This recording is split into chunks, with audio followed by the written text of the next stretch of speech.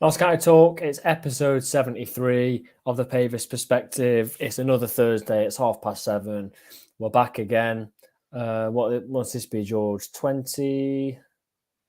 think it's the 26th episode this year, if I'm not wrong. This year? 25th. Well, not this year, this season. 24th, 25th. How you doing? Yeah, doing good. Doing Tuesday really good. helped you out? Yeah, it did. Yeah, it did. It was a good result in the end. Performance wasn't all there, but it's kind of like we said it towards the end of the vlog. There's going to be games where it's ugly, and I feel like those are the sort of games that if we were really looking at dropping off that sort of top two, it was the sort of game that we would have either lost or drawn. So to be winning when you're not at the top of your game, I think it speaks volumes. It does. Evening to Ian, both Ians, Chris, Harrison, Matt, Andrew. Appreciate you joining us. Derek, Alex. Loads to talk about on tonight's show. As always, powered by Better Bytes Computers. You'll have seen at the start of the video, discount code just mentioned as when you go in, refurbished computers, or if you need computer fixing. And if you're listening back on Spotify, then please do give us that 5-star review. It helps us out massively. You might have been thinking in the past couple of games where's the player ratings, where's the fan chats, where's the vlog? It's all rolled into one now, as you'll see at the bottom of the screen. Our new series is called It's All Black and White. It comes out after every game we attend. So it happened after Halifax, it happened after the Solihull game, and it's all basically everything wrapped into one. If you are, familiar with that brand new series we've got, let us know what you think in the chat tonight. If you're enjoying it, if you're enjoying everything being in one place, then please do let us know. I'd really appreciate that. So yeah, George, we'll go back to that Tuesday night game against Solihull very shortly, but let's quickly go back to Saturday against Halifax, a game in my eyes,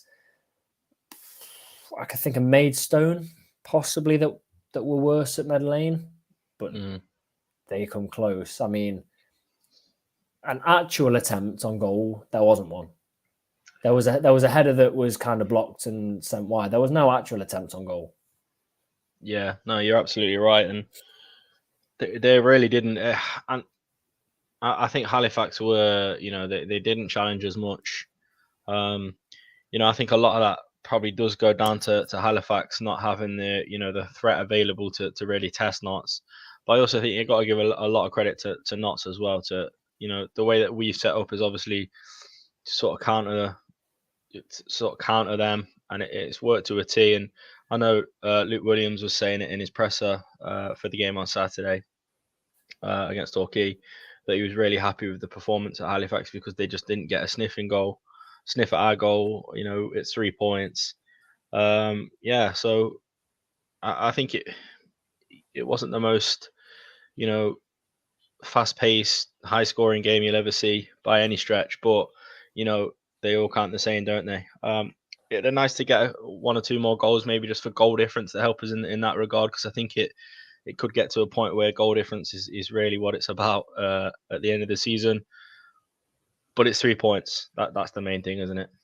Yeah, I think the first 10 minutes especially, we were so good. We were so quick, and we did have the goal. I think Williams said it possibly was offside. The Maka header, just from where I looked, it didn't look it, but they said it was, and they seem to have no problems about it. Whether if we'd have not won the game, they would have had issues, I'm not really sure. But they were so poor, so poor. We should have had a penalty, and you heard after the even after the Solihull game, Luke Williams was still throwing in a little joke about we got penalties here, but we didn't get the one at Meadow Lane. We don't seem to get them. I mean, when was the last penalty before Tuesday night? Wasn't it October against Torquay or something like that? Yeah, it was. So we're not getting the decisions. Yeah.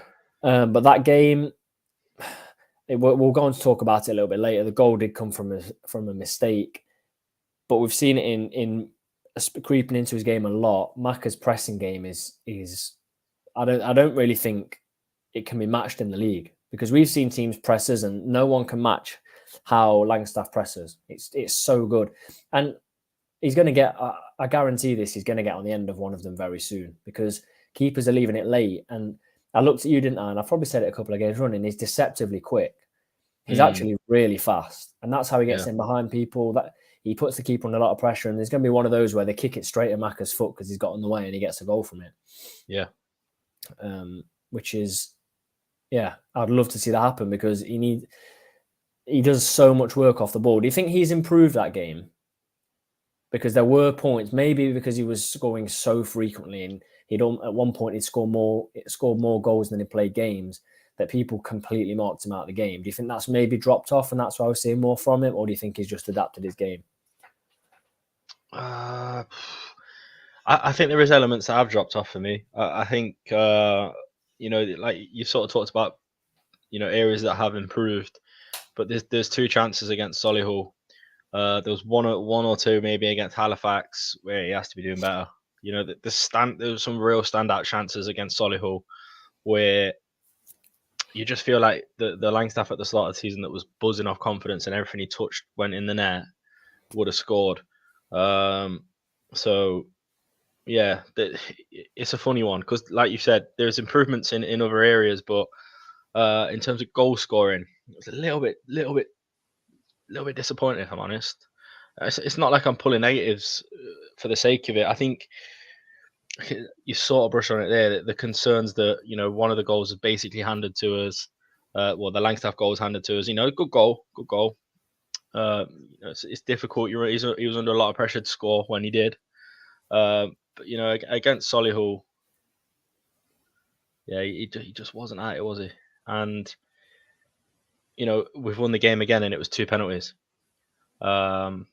We've not really scored from open play or from creating our own actual goal from the last 2 games, and I'm hoping it's just an anomaly. But it is something that I've witnessed and highlighted, and I think it'll be interesting to see how it goes against Torquay, because obviously in the reverse fixture we absolutely opened them up. It looked like teams that were a couple of divisions apart when we played them at Meadow Lane, if we're going to be honest. But yeah, that was a concern for me. That we spoke about that quite a lot, didn't we? On camera and off camera on Tuesday night with the vlog. We spoke about it. I think there's 2 sides of it for me.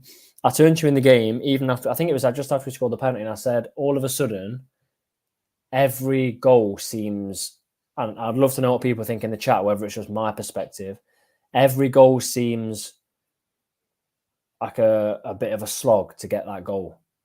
Like, I'm thinking back to Wheelstone away, 6-1. We must have scored within 5 minutes. And then it was 2, 3, 4. Yeah. Torquay at home, you've mentioned it. 4-0, was it?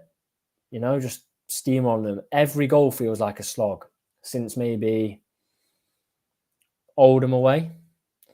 We weren't really at it first half. We got a goal and then they scored again, like the mistake from Slocum, and then we got a goal in that game, and then it just seemed really hard to come by. And then Borehamwood at home, was that 1-1? I think it was 1-1, the Borehamwood home game. Just seemed like a real slog to get the goal. The Halifax one, we huffed and puffed, couldn't get another goal. And so there's one side for me. The other side is we created so many chances. I'll be worried if we won 2-1 at Solihull without creating any more chances. You've had the Macca one that's flashed by just before we scored. You've had that was a Matty Palmer one. We've had Macca in the 1-on-1. We've had Cameron cleared off the line. There's so many chances. So I'm not concerned. I do see exactly what you're saying. Yeah. That's what I'm saying though. You've sort of seen that sort of in the last couple of games, I think, where you're thinking we should be scoring more goals than we have, and we're not. Oh yeah. So we're not being clinical enough, which it is an issue if it continues. And I'm hoping it doesn't. And to be honest with you, the players that we have, it shouldn't continue. It probably will just be an anomaly, like I've already said. But it's definitely a cause for concern, I think. I was listening to Luke Williams presser for the Torquay game, And he mentions about having Scott and Langstaff on the pitch at the same time, how it leaves us often being unable to dominate in the middle. I think both players are really, really, really good. Like I really do think they're very good players. Scott offers so much, Maka offers so much. But if you're going to go to any Notts fan realistically and say who starts the game, you have to pick one. 95% are going to say you start Maka. Because I think Scott does more off the ball than Maka. I think he provides more to the team. But if you would say to me now, Tom, who are you picking? I'm saying Maka starts every time. So I don't think unless you're playing a team at home, bottom half side at home like Halifax, maybe at home, I don't personally think we can go away from home and play two up top anymore. I don't. That first half was really, really poor at Solihull. It was really poor. We should have been 2 or 3 down before we even got a goal. I think I know we gave away mistakes. Baldwin and Cameron were, giving the ball to them at will. We didn't really create much, but I think we need another midfielder away from home. I wouldn't feel confident. I would feel confident. I wouldn't feel 100% happy going to Torquay with 2 strikers and 2 midfielders. Because you see where, well, in my eyes, where teams get up for it. They don't have much of the ball, do they, against Notts, any team? When they win the ball, like they did against us, and then can attack us, the crowd gets up. If you have that extra midfielder and it blocks that, Scott does drop back. He does drop back. At points he was picking it up in Chickson's position, but I just think, especially Chesterfield, I wouldn't go 2 up top at Chesterfield. No way. I wouldn't go to Wrexham and go 2 up top. Absolutely no way in my eyes. Torquay, yes, they're 4th, 5th, 6th from bottom, but I still wouldn't do it because it's Torquay and they're unbeaten in 4, I think. You disagree, though? Yeah, I do. I think the difference in that game was Bostock came on and he basically controlled the midfield, slowed everything down, and we were pretty dominant, I think, from when he came on the pitch. There was a huge difference. But then would you start Palmer and Bostock together? But I don't think it was. I don't think we became more dominant because of Bostock. At the exact same time Bostock came on, Jones came on for Scott, pulled the striker off, added another man that was a bit further back. Because Bostock essentially came in Badrami's position. The tactical sub was bringing Scott off and letting Jones play a little bit further back. I just don't think we attack so high, don't we? We attack so high. Aaron the Man, especially Adam Chickson. Aaron the Man's essentially a winger when we're attacking. So that's going to leave you 3 centre backs, 2 of which Baldwin and Cameron. One of them's always, marauding up the pitch and he's at the edge of their box. That leaves 2 centre backs, the fullback on the side we're not attacking, which is 3, and maybe 1 centre mid. I just don't feel like it's enough. There you go. Always like Jordan. Look, says I'm spot on with this, and Jordan knows football, so he doesn't. He really doesn't. But yeah, I think for me, I think it's worked so many times this season. I think it's almost impossible to say that playing with 2 up top is the wrong option. I understand the midfield battle and the old cliche, but I think it's good to go into a game and try and be on the front foot and go in with 2 strikers. Because if you think you're going in then playing, what do we play, 3-5-2? Yeah. And then you're playing what, 3-4-1? No, that's 8 players. No, yeah, 3-4-2-1. Yeah, well, it's the same thing, isn't it? Essentially, but then I think that's a lot more negative. You've got a lot more players in the midfield. I understand about winning the midfield battle, but I just think having that lone striker, and I understand Ruben's there behind, but I don't know. I just think you don't have that threat up top as much then. And I know you have to take your chances. And I agree with you about Chesterfield. I agree with you about Wrexham. You have to be a bit more conserved when you're going away to teams like that. But when you go into teams that you feel you should be, I honestly believe that we should be going with 2 strikers. I would go to who we got left. I'd go to Maidstone with 2 strikers. I'd go to Torquay with 2 strikers. See, I don't know. It's literally the majority of the season me. has worked for us. It has, but in the past 7 games, people have all of a sudden started to press us. We could dominate teams because they didn't press us. Even Yeovil didn't press us. They just sat there and we couldn't score. I also feel like, say we were 2 down against Solihull, which could have been the case, couldn't it, first half at one point? Where do you go from there? Because you don't then have anyone to bring on. Our best striker's just been loaned out to Eastleigh. What do you do then?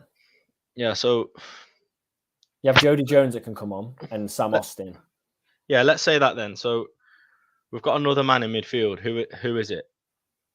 So let's say who are your starters? Let's just talk about the midfield. So obviously up top we've got sort of Ruben and Maka, right? Yeah. So what do you change in the middle? So you stick with Palmer. Yeah. Because he starts every single game. Yeah. And then you either have with him Bostock and Jim O'Brien, if you want a runner in there. If you're playing a team like Torquay, for me, you go Bostock and Austin. A bit more attacking with Austin. I think you could go Job and Austin. I think you could go I don't think you go Badrami and Bostock. I think you go Badrami and Palmer with Austin. Badrami, Palmer and Jones. I think there's so many options. Because I don't think when he's match fit, it's not negative to have Maka up top with Ruben and Jody Jones behind him, with Aaron a man on the wing. Yeah. I just don't know. Something's changed. Something's changed, hasn't it, with the pressing? Teams now know they press us. So I think that's what Luke Williams was getting at. If you don't want to press us, if we go to a team and they're not pressing, get 2 strikers on. Put Jones, Ruben, Austin all on, because if they're not going to press us, I just think we got caught out badly a few times.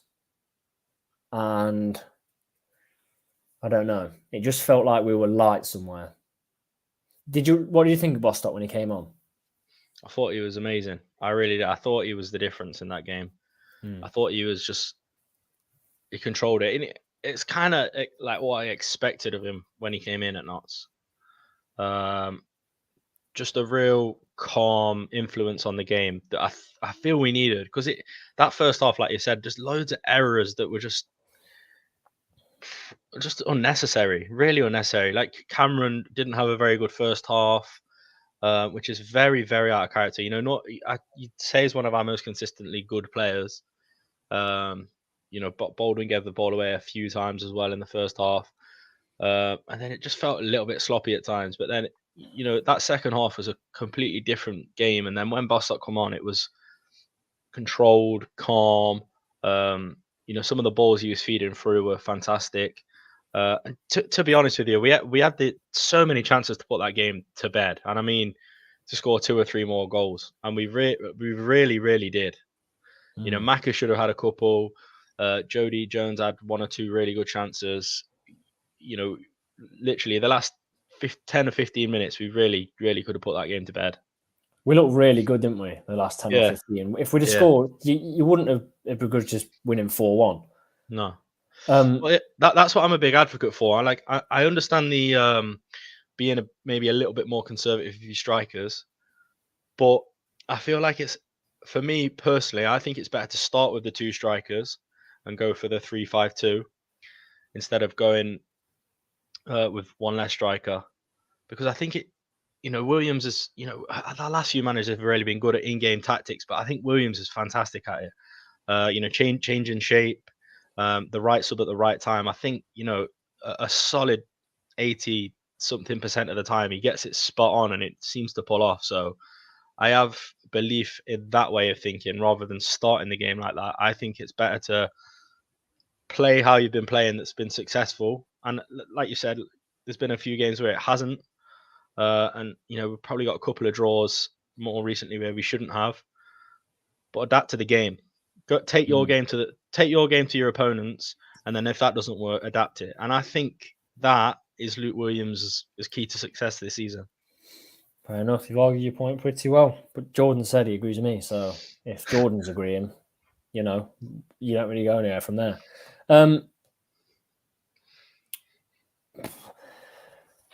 I do get what you're saying.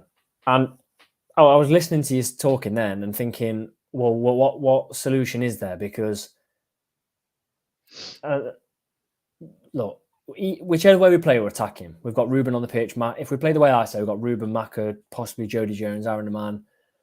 Look at the way you're playing. You've got Scott, Naman, Langstaff, Ruben. It's very good. And someone's just put it in the chat, something's boiling down to me every time, no matter what side we say, the attacks, and I hate to say it, the attacks are coming down the right-hand side.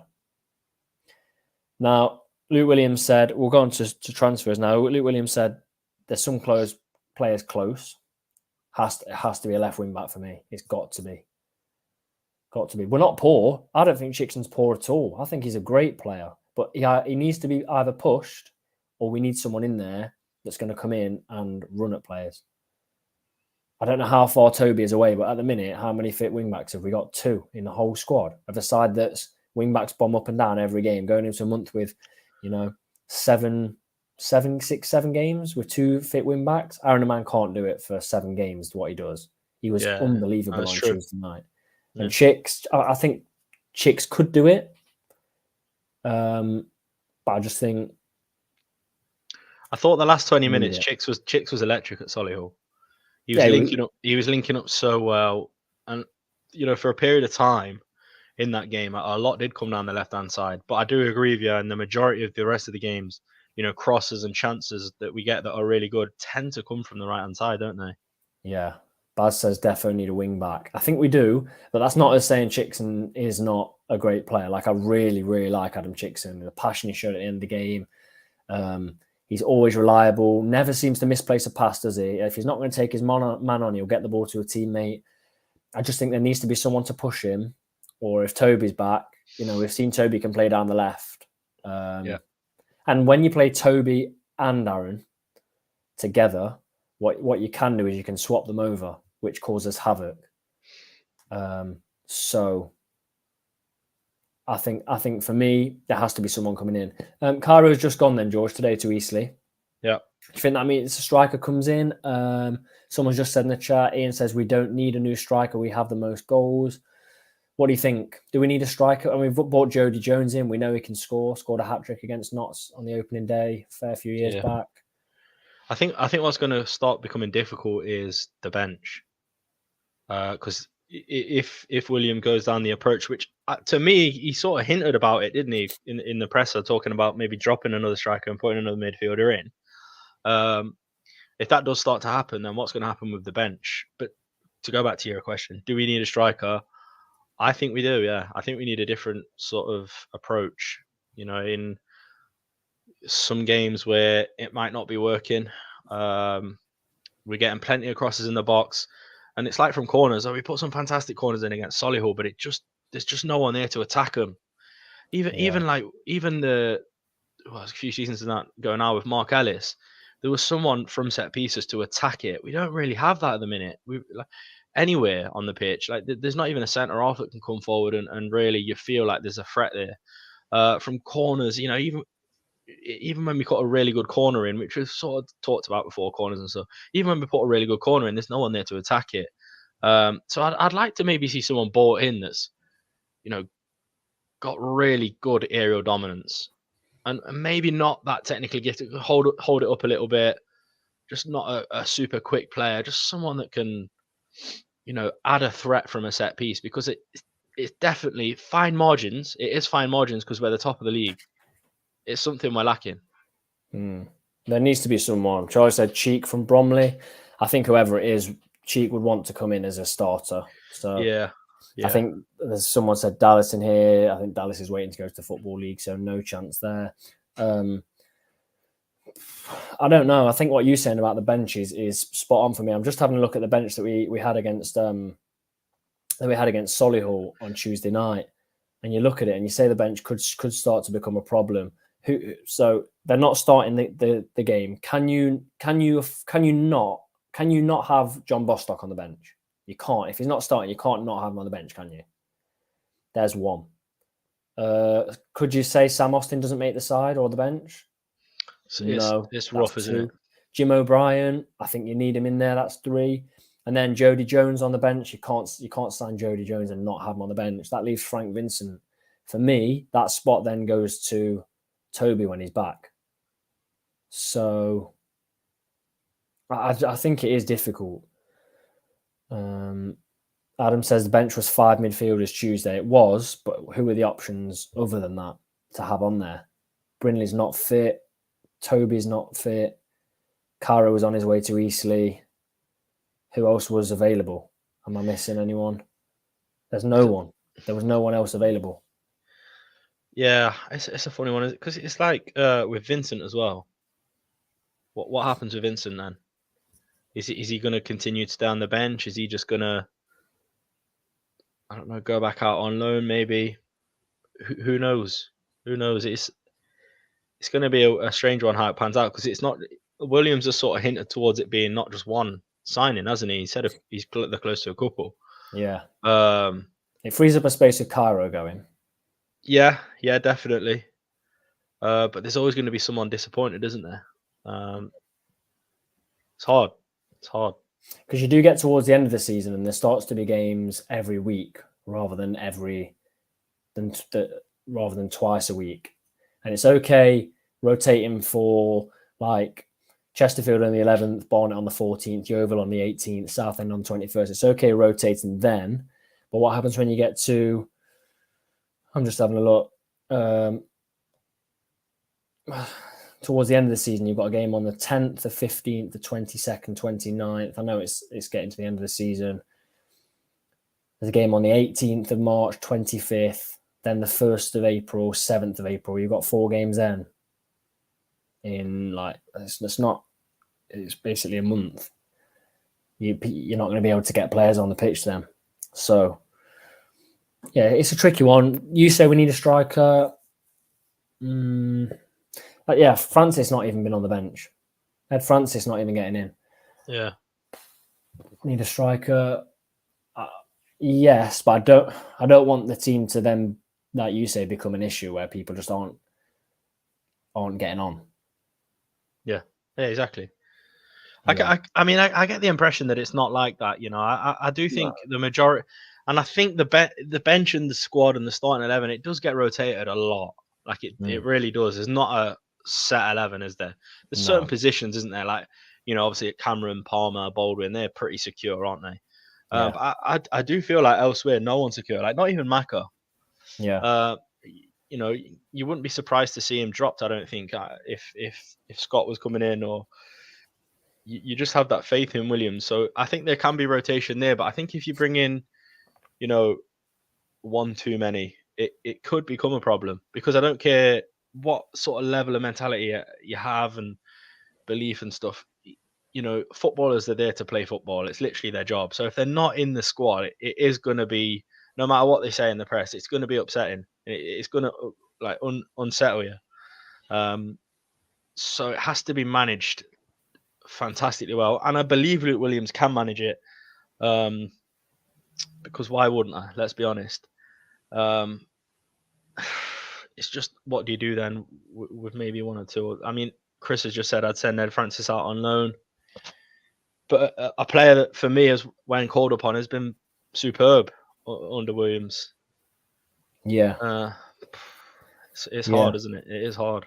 It's good. And also, right, there's probably that thing now as well, isn't there, where there's maybe one or two players in the not squad that maybe don't, I mean, I know, probably just contradictory to what I've just said, don't mind maybe missing the odd game here and there if they realise that they're not going to start every game just to be part of a promotion squad. And I don't want to jinx anything by saying that, but it's obviously a big attraction for players, even players that are already in the club. Like Ruben sort of talked about it in his post-match against Solihull. I'm sure that's something we'll go on to talk about.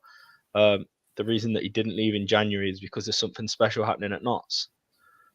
He didn't even want to he didn't even want to know about any other interest from elsewhere. So, Yeah. you can't underestimate the power of being where we are in the league. It has massive attraction to No. players that you already have and players that you potentially want to sign. Yeah, got to agree with that as well.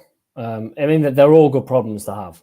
They're all like a nice problem to have at the end of the day. So then if we bring anyone else in, it's going to improve the team further, isn't it?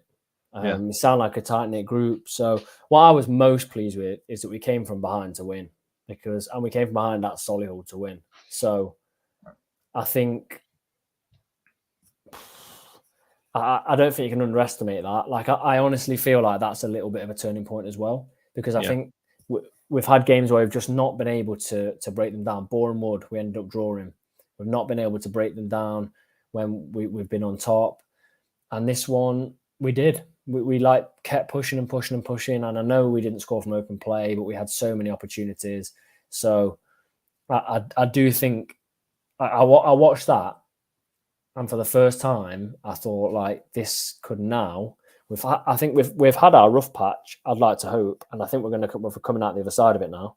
And our rough patch was drawing with Bournemouth, drawing at Oldham, losing in the trophy with a relatively strong side. I think we can come out the end of it because I just think the side has switched on now. I think that would be massive for us. Troy says, "What about Ruben's wink?"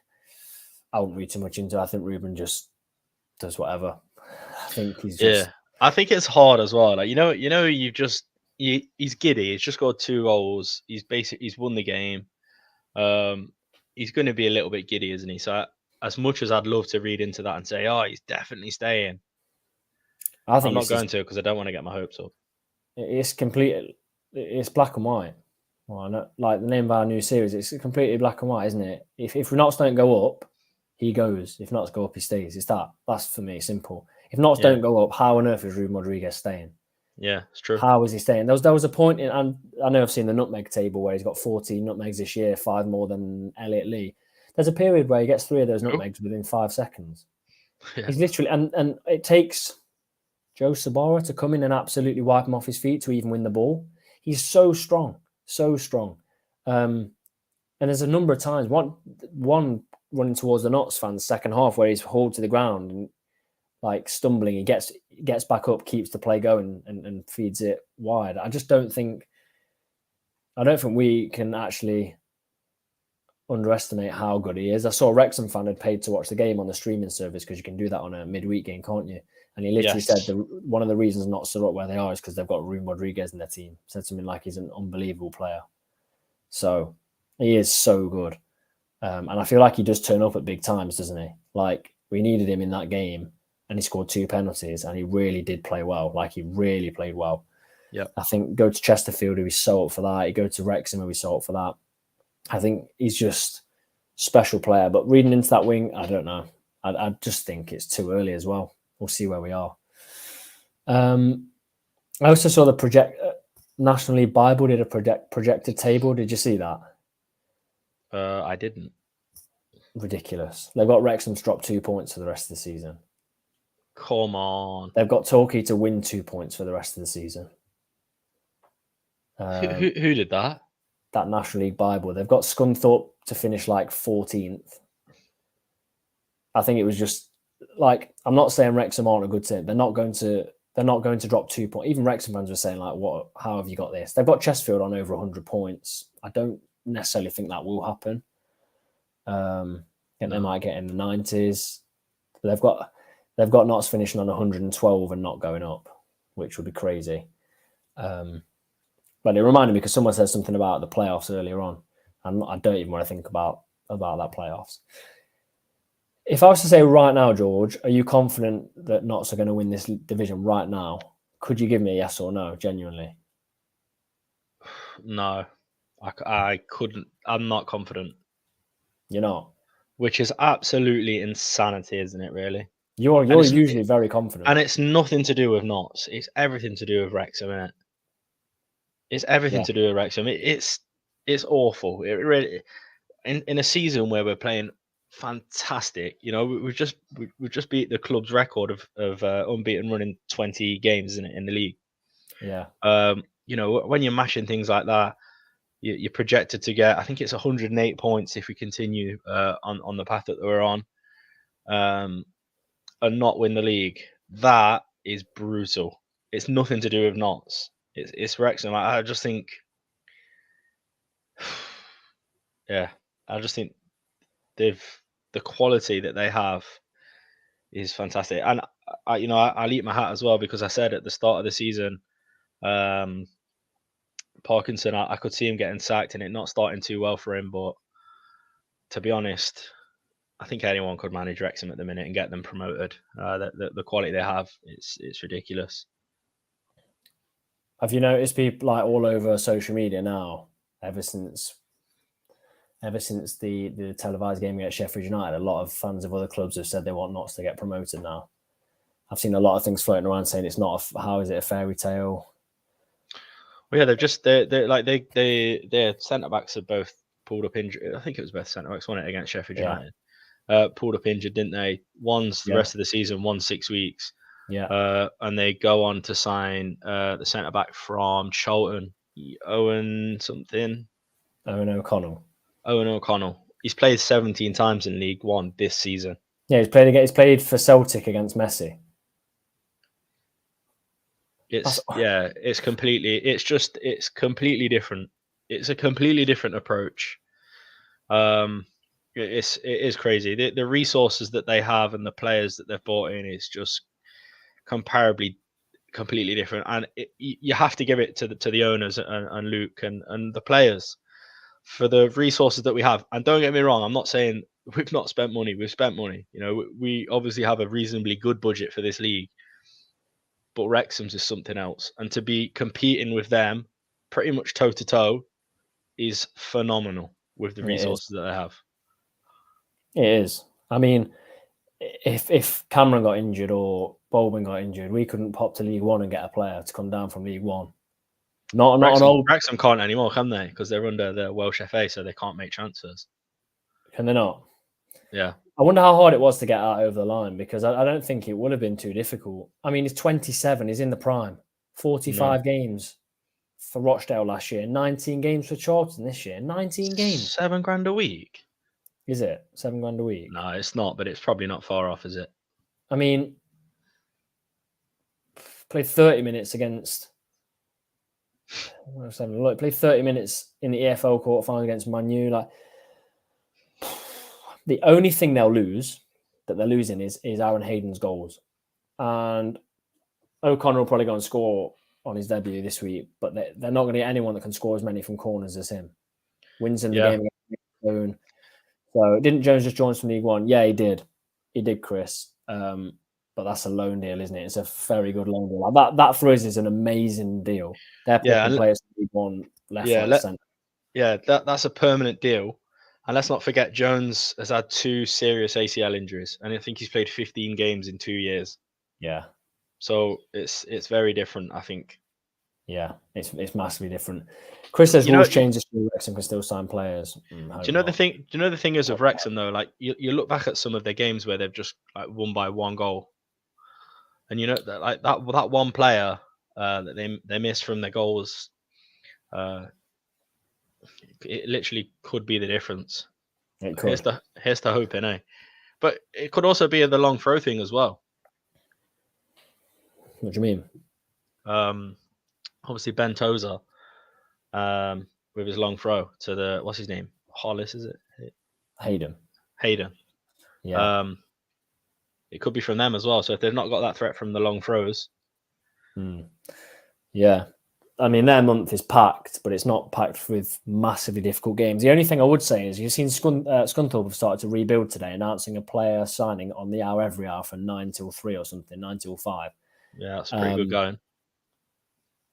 And they were muck against us, but they play Wrexham, so there's a little positive. The rebuilding, yes, it's at Wrexham, but we'll see. I mean, we play Torquay. We'll quickly talk about Torquay. We play Torquay this weekend, and they don't play till 5:20. If we get that victory, they'll have, regardless, they'll have 3 games in hand over us.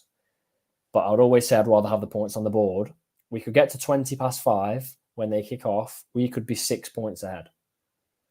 Yes, they've got 3 games in hand, but they've got to go unbeaten in those to overtake us, at least with 2 wins and a draw. And if they lose one of those, they'd only go above us on goal difference if they win the other 2. So, and it's not like they play the 3 games straight away. It's spread out. So, there's a chance for us to get more points. I'm like what you said is bang on.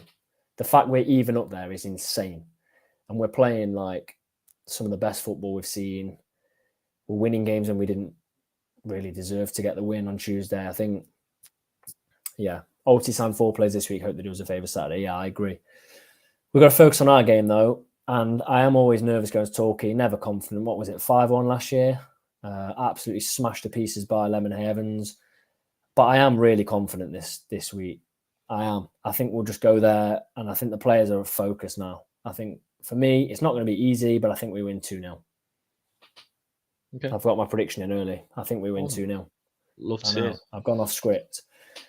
They are a good side, and they've not lost in 4 games. But when you're at the bottom of the table, runs like that don't continue for that long.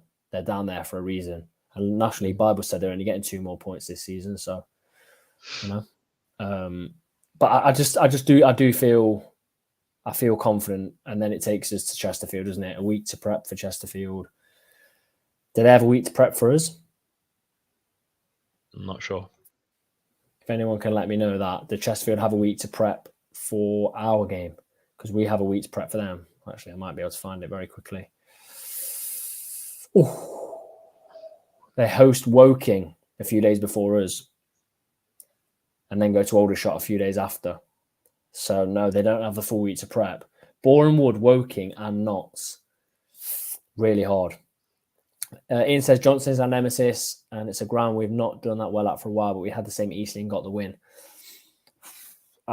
Every game's nervous now. I'm looking ahead, but I just think, look at the players we've got. I think they can do it. I really do think they can do it. I'm talking about for the season. I'm talking about for this Saturday. Yeah. Should we go that lineup, George? Let's go for it. I've already given my score prediction. I feel like all over the shop. Yeah, it's a mess. It's messing me up. In goal, Sam Slocum. Yep. Centre backs, Rawlinson, Baldwin, Cameron. Wing backs, Chickson, Nemain. Midfield, Palmer, Bajrami, Ruben. Up top, Scott and Langstaff. Bajrami played the pass through for Scott, didn't he, when he got fouled for the penalty? I believe so, yeah. Brilliant ball. Ball. I'll go the exact same as you in goal, exact same in the wing back positions. We have no option really. I would then go Palmer and Bostock in midfield too, with Ruben, Sam Austin, and Maka up top. Nice. I'm going with what I said earlier. I can't go 2 up top earlier when I said I wouldn't go to Torquay and play 2 up top. Sam Austin literally plays everywhere, doesn't he? So yeah, I really like Sam Austin. Yeah, I think he's going to be good there. But you know what? I would not be surprised that I would see Jim O'Brien in that team. Yeah, a game like Torquay suits him down to the ground, doesn't it? It does. Are we going to Torquay? Unfortunately, not. I think of the last 17 games, I think we've got 15 that we're making. And it looks now like Torquay and Yeovil are the ones that we can't make, which isn't bad going, 15 of 17. And fair play to anyone that makes every game, every season. I really hope, fair play to anyone that's just even going to Torquay, because it's a very long way. It is. Still on the ground, are still not done. So one day. Yeah, one day. Let's go to the poll then. Let's go to the poll. Right then, the poll this week, a bit off topic, but we like it that way, don't we? We like it that way. How often do you go to the cinema? I'll start from the bottom. All of the time, 1% of the vote. Every month, 5% of the vote. A few times a year, 42% of the vote. And never gets 52% of the vote. That makes me sad, Does it? I love going to cinema.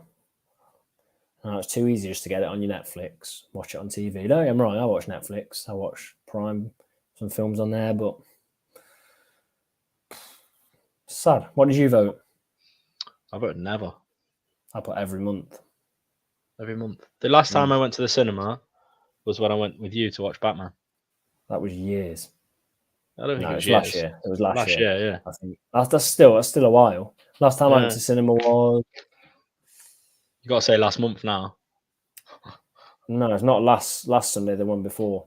Here we go. Here we go. There we Good go. answer. Good answer. Yeah, going again this Sunday. You know, love it. Love going. What do you love going. watch? Whatever's out, George. What Whatever's like out. what are you going to see this week? Next One week, whenever you go. called The Whale. All right. What what about the one a few Sundays ago? What was that? It was that one about a cinema, Empire of Light. Oh, all right. Good film. Good film. Cool. You know. What's your good favourite stuff. film? Oh, I like End of Watch. Jake Gyllenhaal. Good film. Yeah. What's yours? Too many. There's too many. Cop out. Once Upon a Time in Hollywood's a good film. You seen that? No, I haven't. There's that new one as well. Oh, terrible films. Terrible. I heard they're making one about Knott's promotion push. It's happy ending apparently. Eh? It's good. Happy ending. Yeah. I'd love to see the Wrexham documentary if they didn't go up again. Yeah, be good.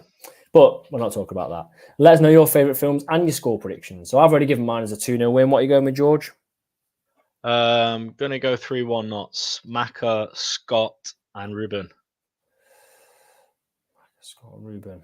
I didn't give my goal scorers, did I? I'm going to go 2-0 and I'm going to go Sam Austin because he's starting because Luke Williams is listening to me. And I'm going Adam Chickson. I am.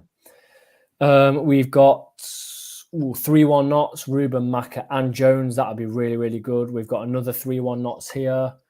What have we got from Charlie? We've got a 3-0 Maka ×3, get all that confidence back. I wouldn't be surprised if he did score this week. You know, he was in great positions last time. Got another 3-1, Langstaff 2 and Chickson. Adam says, I think Super Joe Jones gets the winner this week if it isn't 2-0. Shane get the monkey off our back with a solid 2-0 win. Yeah, it's like you say, George, feels a bit like Eastleigh, doesn't it? Yeah. Jody and Maka for a 2-1 Notts. What else do we see him? 2-0 Maka and Austin. Callum says 4-0 Chicks and hat-trick and Aaron the man. Adam says 2-0. Stephen says 2-0. So there's lots coming in. I'll put a couple more up before we finish. Ooh, James says a tight 2-1 win. You said you like close games, don't you, George? You'd rather that than a big win. 2 more then. I'll put Jack's up. 4-1 Notts, Mac ×2 and Scott ×2. Good to have the strikers scoring. And I'll finish with this 2-0 Ruben Joe Jones to secure the win. Confidence. Yeah, we're not going to Torquay, but we will have our match reaction after to the result. Hopefully, it's another 3 points, taking us into that massive game the following Saturday against Chesterfield, which we will be at and we will have videos for. As always, thank you for joining us on Thursday evening. Massive numbers again. Please do subscribe. Please check out our new series. It's all black and white. Hop over to the channel. You'll see that there. And anyone traveling to Torquay, a lot of respect to you and safe travels. Please bring back those 3 points.